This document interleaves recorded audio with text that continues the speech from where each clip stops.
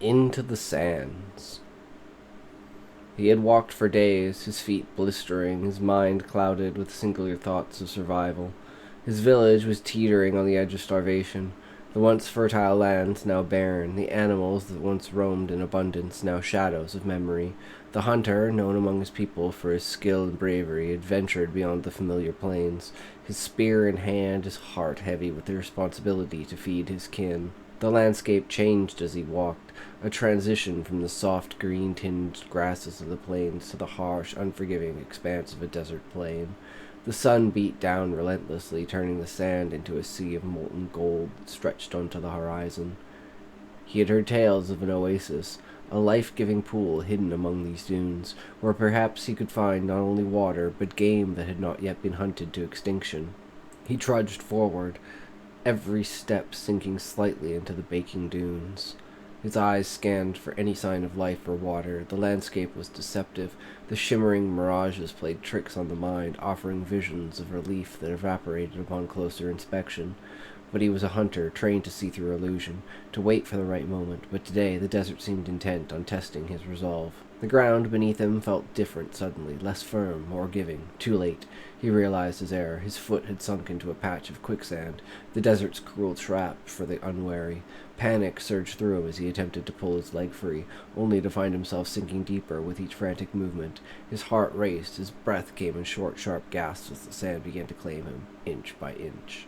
He tried everything, spreading his weight, lying back, even attempting to use his spear as a lever to pry himself free.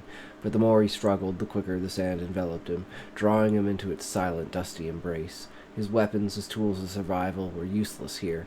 The knowledge passed down through generations, the skills honed in the hunt, all were powerless against this elemental force. As the sand reached his waist, then his chest, his movements grew weaker, his energy sapped by the relentless sun and his own futile efforts. His thoughts turned to his village, to the children who would go another night without food, to the elders who had trusted him to bring back sustenance. The weight of his failure pressed down on him more heavily than the sand itself. Now, with only his head above the surface, the hunter ceased his struggles. There was a strange calm and resignation, a peace and acceptance. He looked up at the sky, now turning from the harsh blue of day to the deep purple of dusk, and began to pray. His voice was soft, barely a whisper, his words carried by the wind to the gods he believed watched over his people. "I have failed," he murmured, "but watch over them, give them strength, bring them the rain, guide them to new lands where the earth is kind. Let my sacrifice be their salvation." As the last of the light faded and his face was slowly claimed by the sand, his prayers continued, quieter now, until they were no more than the silent pleadings of a spirit passing into the vast indifferent desert, his form disappearing beneath the sands, leaving no trace, his life given back to the land from which it had once thrived.